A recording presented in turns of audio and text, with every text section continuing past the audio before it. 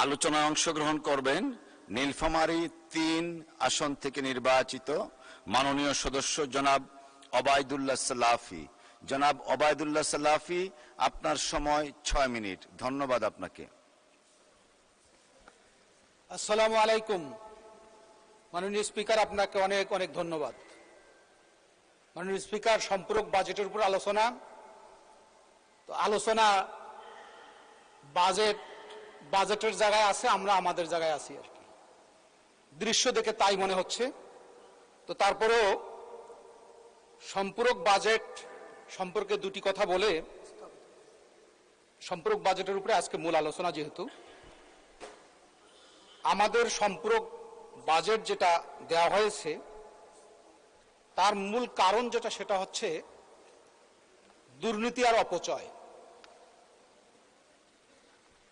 আমাদের দেশে একটা প্রবাদ আছে, খায় দায় জব্বার, মোটা হয় আব্বাস। যার কারণে আজকের এই সম্পূরক বাজেট, এবং এ কথাটা আমরা সবাই জানি যে সরকারি মাল দরিয়ামে ঢাল। আমাদের রেভিনিউকে বাংলা ভাষায় রাজস্ব আয় বলা হয়ে থাকে। রাজস্ব মানে রাজার নিজের, জনগণের নয়, সব রাজার নিজের আর কি। যার কারণে ফ্রি স্টাইল ইচ্ছা মতো যার যেভাবে মন চায় সেভাবে এই টাকা খরচ করবে, ব্যয় করবে। তারপরে জনগণের পকেট থেকে, ভিক্ষুক থেকে শুরু করে একেবারে এমন কোন শ্রেণী পেশার মানুষ নাই যাদের কাছ থেকে ভ্যাট আদায় করা হয় না।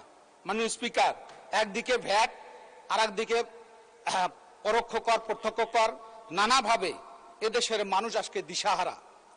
মানুষ স্বাভাবিকভাবে প্রত্যাশা করেছিল যে নতুন সরকার ক্ষমতা আসার পর এদেশের মানুষ একটা নতুন সম্ভাবনার দিক তাদের সামনে উন্মোচিত হবে। তারা লক্ষ্য করবে যে আমাদের দুর্দিন হয়তো বা দূর হবে। কিন্তু গত পরশুদিন আমি আমার গ্রামে গিয়েছিলাম। দৃশ্য দেখে মনে হয়, তাদের কথার আলোকে মনে হয়েছে আমার কাছে সেই বিশ্বকবি রবীন্দ্রনাথ ঠাকুরের একটা কবিতার লাইন মনে পড়ে গিয়েছিল। তখন সরকারের দুরবস্থা দেখে, বিভিন্নখানে অব্যবস্থাপনা দেখে, এমন কোনো অফিস আদালত নাই, এমন কোনো আর্থিক প্রতিষ্ঠান নাই, এমন কোনো সেক্টর নাই। একদিকে ফ্যাসিস্ট আমলে যেরকম ভাবে চুরমার করে দেওয়া হয়েছে, মাটির সাথে মিশিয়ে দেওয়া হয়েছে, সেখান থেকে উঠে আসার জন্য যে পরিকল্পনা, যে সুচিন্তা, সেই দৃশ্য আজকে আমরা দেখতে পাচ্ছি না। ফলে জনগণ মনে করে যে সরকারের অবস্থা এরকম যে নদী হারায় স্রোত চলিতে না পারে, সহস্র শৈবাল দাম বাঁধে আসি তারে। সরকার এখন কি করতেছে, যে দেখা যাচ্ছে যে সারা দেশে এত অপকর্ম প্রতিনিয়ত হয়, শিবিরের একজন কে কোথায় কি সামান্য কিছু হয়েছে সেটা তিলকে তাল করে কিভাবে জাতিকে বিভ্রান্ত করা যায় সেই অপচেষ্টা চলছে। মাননীয় স্পিকার, শুধু তাই নয়, আজকে যারা ওই ছাত্র জীবন থেকে মুজিববাদ লালন করে এসেছেন, যাদের অন্তরে, ধ্যানে, মনে মুজিববাদী চিন্তা চেতনা, তারা এখন কোন দিকে জনগণের দৃষ্টিকে অন্যদিকে প্রবাহিত করার জন্য নানান ধরনের ফন্দি ফিকির শুরু করেছেন। মাননীয় স্পিকার, এজন্য আজকে আমরা সবাই জানি যে সিএজি রিপোর্ট অনুযায়ী প্রতি বছর যে অডিট প্রতিবেদন দেওয়া হয়, সেই প্রতিবেদন আলোকে এই সমস্ত রিপোর্ট কখনো বাস্তবায়ন হয় না, আলোর মুখ দেখে না। কারণ অন্যায় করো, লুটপাট করো, ধান্দাবাজি করো, লুটেপুটে খাও, কোনো সমস্যা নাই। মাননীয় স্পিকার, শুধু তাই নয়, জাতিসংঘের রিপোর্ট অনুযায়ী মেগা প্রকল্পগুলোতে প্রতি বছর 14 থেকে 24 মিলিয়ন ডলার অপচয় হয়। কার পকেটে যায় টাকাগুলো? কার টাকা? সব বেশিরভাগ ঋণের টাকা, সেটি আমি পরে বলতেছি। পাশাপাশি 2024 সালের হোয়াইট পেপার অনুযায়ী সরকারের ব্যয়ের 40%, মাননীয় স্পিকার, 40% অপচয় এবং দুর্নীতিতে ব্যয় হয়েছে। মাননীয় স্পিকার, এরকম আরো অনেক অবাক করার তথ্য দেওয়া যাবে। মাননীয় স্পিকার, আজকে ট্রেজারি বেঞ্চের সম্মানিত সদস্যবৃন্দ হাত তালি দিচ্ছেন, আহা বেশ বেশ বেশ স্লোগান দিচ্ছেন। এই হাততালি দিয়ে আহা বেশ বেশ বলে জনগণের আশা আকাঙ্ক্ষা বাস্তবায়ন করা যাবে না মাননীয় স্পিকার। জনগণের আশা আকাঙ্ক্ষা বাস্তবায়ন করতে গেলে ভ্যাট কমাতে হবে এবং মধ্যস্বত্বভোগী যারা আছেন, যে সমস্ত মাফিয়া দীর্ঘ 17 বছর লুটপাট করেছেন, এখনো লুটপাট করার রাস্তা খুঁজছেন, তাদের অবৈধ সম্পদে প্রত্যক্ষ করের মাধ্যমে, প্রয়োজনে কর শুমারির মাধ্যমে কারা কারা কর দানের উপযুক্ত সেই সমস্ত বিষয়ে সরকারকে অ্যাড্রেস করার জন্য আমি বিনীত অনুরোধ জানাচ্ছি। মাননীয় স্পিকার, আজকে আর একটা কথা বলতে চাই। মাননীয় স্পিকার, আমার সময় শেষের দিকে একটু অনুগ্রহপূর্বক বাড়িয়ে দেওয়ার জন্য অনুরোধ করছি। মাননীয় স্পিকার, আজকে প্রায় 2.5 লক্ষ হাজার কোটি টাকা সরকারের দেশি বিদেশি ঋণের টার্গেট।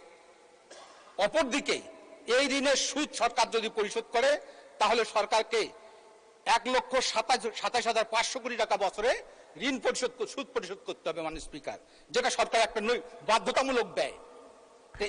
আজকে এই সমস্ত সুদ উচ্চ সুদ হারে ঋণ গ্রহণ করে কঠোর বৈদেশিক নীতি অনুযায়ী আজকে সুদের। জি, আপনার 2 মিনিট বাড়ানো হলো, শেষ করবেন দয়া করে। ধন্যবাদ। এই সুদের মাধ্যমে কি করা হচ্ছে?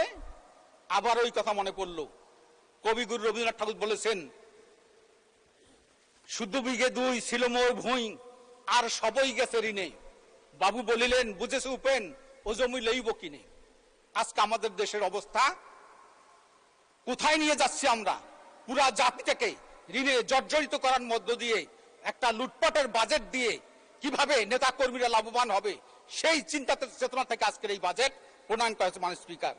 আজকে জনগণ কর দেওয়ার জন্য উন্মুখ হয়ে আছে, কিন্তু কর নেওয়ার জন্য যে ব্যবস্থাপনা দরকার সেই ব্যবস্থাপনা অত্যন্ত দুর্বল মাননীয় স্পিকার। যারা কর নেয়, যে সমস্ত কর্মকর্তা কর্মচারী, তারা জনগণের মাঝে এমন ভীতি সৃষ্টি করে যাতে জনগণ করের দিকে আসতে না পারে মাননীয় স্পিকার। এবং কিছু দুর্নীতিবাজ কর্মকর্তা তারা তাদের পকেট ভারী করার জন্য জনগণের মাঝে বিভিন্নভাবে বিভ্রান্তি সৃষ্টি করে মাননীয় স্পিকার। শুধু তাই নয় মাননীয় স্পিকার, আর একটা কথা বলতে চাই যে আজকেই আমাদের এই যে এডিপির মাধ্যমে যে বরাদ্দ রাখা হয়েছে, সেই বরাদ্দটা কোথা থেকে আসবে?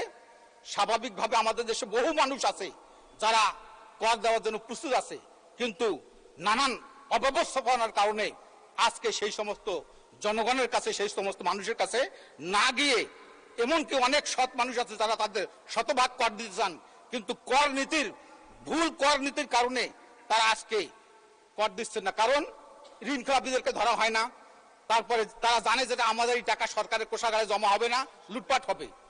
সব শেষে যে কথা বলতে চাই, যা রাষ্ট্রীয় পৃষ্ঠপোষকতা এই সমস্ত অন্যায়কারীদের বিপক্ষে নেওয়ার জন্য যদি সরকার শক্ত অবস্থান গ্রহণ করে তাহলে আমাদের দেশ। ধন্যবাদ মাননীয় সদস্য।